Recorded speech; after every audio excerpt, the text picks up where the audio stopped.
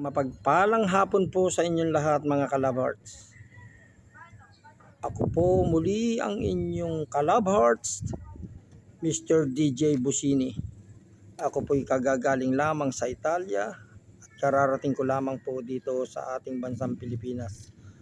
At ako po'y naanyayahan ng aking kasintahan na magtungo sa kanyang bayang Sinilangan sa Sapang Palay, Citrus, Bulacan. At ako po'y naanyayahan niyang dalawin ang puntod ng kanyang ina na kaburol dito sa sementeryo ng Citrus. Pagmasdan po ninyo mga kalabharts, ako po'y aakyat dahil pataas po ng pataas ang sementeryong ito. Talaga naman pong napakaganda ng pagkakaplano ng sementeryong ito. Ang pwesto po ng sementeryong ito ay nasa katuktok-tuktukan ng kabundukan. At sa tanang buhay ko po ay ngayon lang po ako nakakita ng ganitong pwesto ng sementeryo. Pagmasdan po ninyo mga kalabharts, yan po ang yari ng sementeryo dito sa Citrus, Sapang Palay, Bulacan.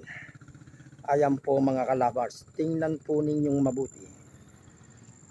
Ayan po. Tingnan po ninyong mabuti at talaga naman pong kabigha-bighani ang sementeryong ito. Sa tanang buhay ko po ngayon lang po ako nakakita ng ganitong pwesto ng sementeryo. At ako po'y aakyat pataas dahil doon pa po sa itaas na yung nakapwesto kung saan nakalagak ang labi ng aking pinakamamahal na kasintahan. Tingnan po ninyo mga kalabharts. Ayan po. Kinakailangan mag-ingat po tayo dahil pataas ng pataas po ang sementeryong ito.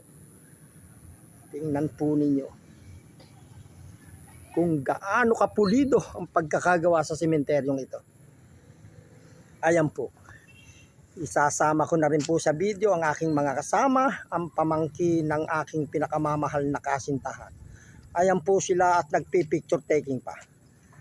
Ayan po, ngayon po itutanghayan po natin ang labi kung saan nakalagak ang labi ng aking mga biyanan.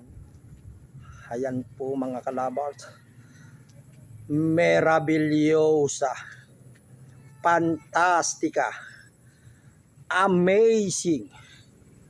Tingnan po ninyo mga kalabharts ang pagkakayari ng pwestong ito ng sementeryo kung saan sa itaasan ng bundok ito nakapwesto. Ayan po, tingnan po ninyo mga kalabharts. Amazing, merabilyosa, fantastika. Tingnan po ninyo mga kalabharts. Ayan po. Talaga naman pong kabigha-bighani ang pagkakagawa ng sementeryong ito. Ayan po.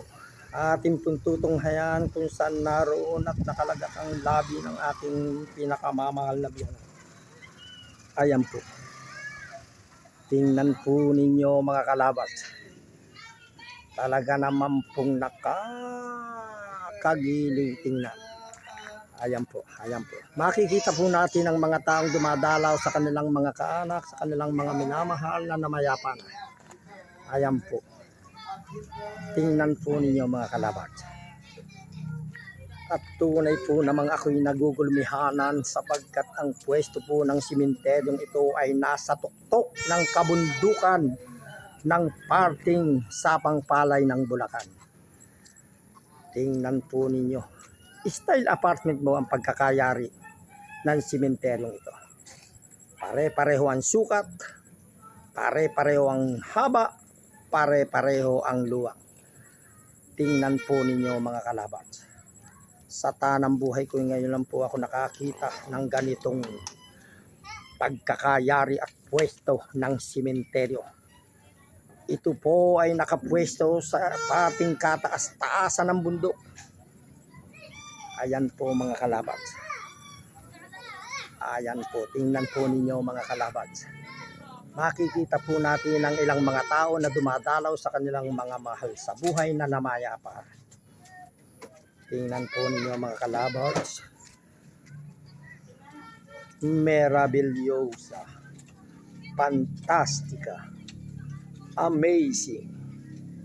Tingnan po ninyo mga ka-Love Hearts ang pagkakayari sa sementeryo ito.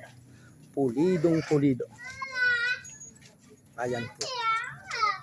Makikita po natin ang mga taong dumadalaw sa kanilang mga mahal sa buhay na namayapa. Muli isang mapagpalang gabi po sa inyong lahat. To God be the glory.